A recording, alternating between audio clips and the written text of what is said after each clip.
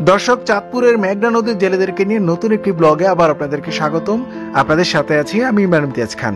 আজকের এই ব্লগে আপনাদেরকে দেখাবো চাঁদপুরের মেঘনা নদীর জেলেরা কিভাবে মাছ ধরে এবং কেমন জাল দিয়ে মাছ ধরে এবং তারা কি নৌকা দিয়ে মাছ ধরে সবকিছু আপনাদেরকে দেখাবো এই ব্লগে। আপনারা অবশ্যই এই পুরো ব্লগটি দেখবেন।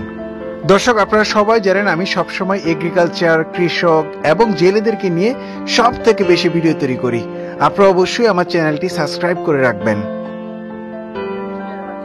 ভাই, আপনাদের সাথে একটু কথা বলবো। মানে আপনারা যে মাছ ধরেন, কি মাছ ধরেন নদীতে, এই বিষয় নিয়ে একটু জানবো আর কি। হ্যাঁ, ঠিক আছে। এছাড়া অন্য কোনো কিছু জিজ্ঞেস করবো না। আর যে জিনিসগুলো জিজ্ঞেস করলে আপনাদের সমস্যা হবে অথবা আপনাদের উত্তর দিতে সমস্যা হবে, এরকম কোনো কিছু জিজ্ঞেস করবো না।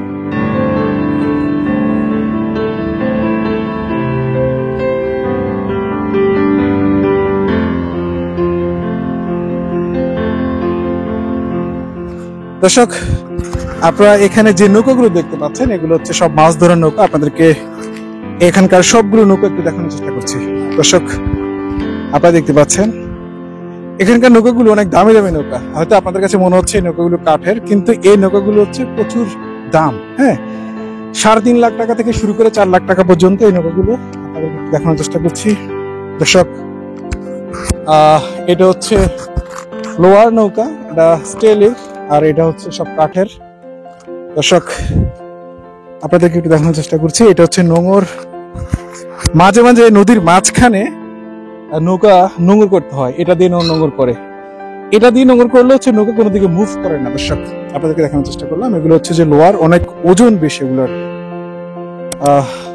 আপনাদেরকে সামনে একটু দেখানোর চেষ্টা করছি। দর্শক, এখানে প্রচুর পরিমাণে নৌকা। দর্শক, দেখুন, আপনারা দেখুন, এখানে প্রচুর পরিমাণে নৌকা। এখানকার সবগুলো নৌকা দিয়ে মাছ ধরা হয়। ওই যে সামনে হচ্ছে মেঘনা নদী, আপনাদেরকে একটু দেখানোর চেষ্টা করছি। দর্শক, এখানেও আছে জাল। এই জালগুলোর প্রচুর পরিমাণে দাম। দর্শক, এই যে দেখুন, এই জালগুলো দিয়ে বিভিন্ন ধরনের বড় বড় মাছ ধরা হয়। এই জালের প্রচুর পরিমাণে দাম। একটু বসি, দেখা যাবে। ভাইয়া, এগুলা কি জাল? কারেন্ট জাল। আচ্ছা, এগুলো দিয়ে আপনারা মাছ ধরেন। আচ্ছা, এই জালগুলোর দাম কিরকম? আমরা যতটুকু জানি এসব জালের নাকি প্রচুর দাম। হ্যাঁ, তো আমরা এক্স্যাক্টলি দামটা আসলে জানি না যে দাম কিরকম।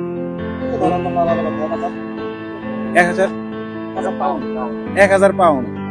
এখানে কত টাকার জাল আছে তাহলে বুঝবো। মানে এই যে এইখানে মানে এখানে যাবতীয় যা কিছু আছে সবকিছু মিলিয়ে 70,000 টাকা উপরে আছে। তারা তো আপনাদের জালের পিছনে প্রচুর টাকা খরচ হয়। আচ্ছা, আপনাদের যে নৌকাটা আপনারা ব্যবহার করেন, এই নৌকাটার দাম কত? হ্যাঁ, এই নৌকাটা নতুন করতে হলে 3 থেকে 7 দিন। মানে নতুন যদি আপনি এরকম একটা নৌকা বানান তাহলে 3 থেকে 7 দিন লাগবে। আর সেকেন্ড হ্যান্ড কিনলে হচ্ছে যে যত কমে কিনা যায়। আচ্ছা, আপনারা মাছ ধরতে কখন যান নদীতে? একটা সময় আছে, জোবা আছে। হ্যাঁ, প্রতিদিন ধরেন না মাছ? প্রতিদিন একটা জোবা আছে, জোবার মধ্যে এখন ধরেন ভাটা।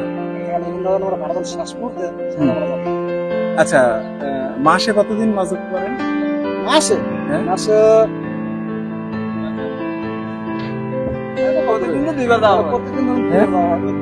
মানে প্রতিদিনই 2 বার করে মাছ ধরেন। আচ্ছা, আপনারা এই মেঘনা নদীতে সব থেকে বেশি কি মাছ পান এই জাল দিয়ে? ইলিশ মাছ।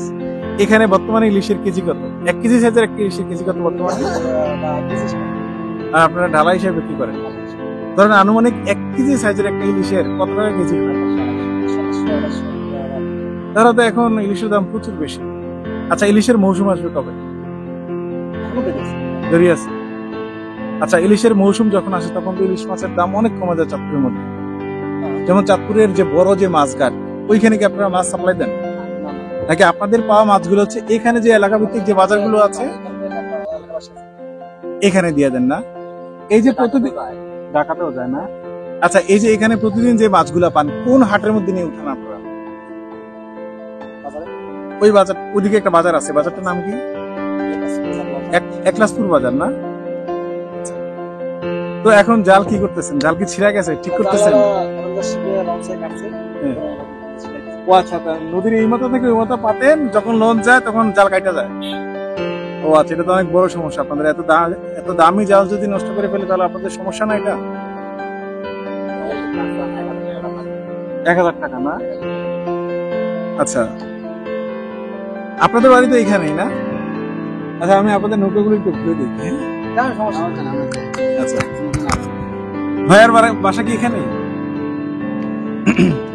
এই জালগুলো কোথায় বিক্রি করে ভাই, মানে কোথায় থেকে আপনারা কিনেন? ঢাকা থেকে না? এই চাঁদপুরের মধ্যে তো মনে হয় এত জাল বিক্রি করে না। আচ্ছা, রাত্রবেলা কি আপনারা মাছ ধরেন? রাত্রেবেলা না? আচ্ছা, ওই যে দেখেন চাঁদপুরের লঞ্চ যাইতেছে, দেখছেন? ওই যে এটা হচ্ছে চাঁদপুরের লঞ্চ, মানে এটা হচ্ছে ঢাকা থেকে আসছে, এখন চাঁদপুর যাবে, বুঝছেন? হিলসা ঘাট, ইলিশা ঘাট, এটা তো চাঁদপুর ঘাটের পরে না? আচ্ছা, আসুন দর্শক, আমি এখানকার যে নৌকাগুলো আছে একটু ঘুরে দেখানোর চেষ্টা করছি আপনাদেরকে।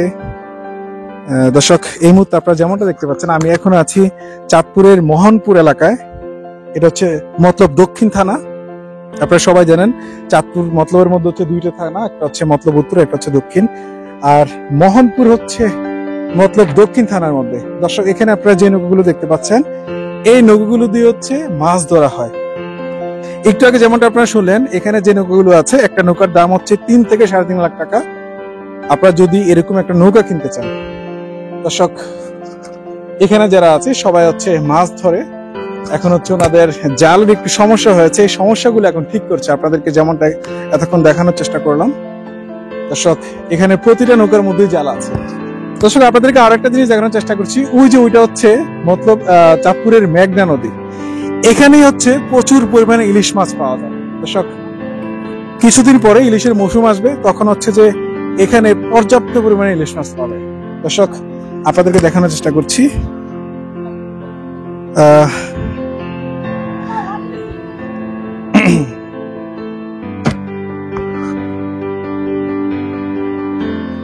ভাই, তাহলে আজকের মতো আসলাম। ঠিক আছে ভাই, আসসালামু আলাইকুম।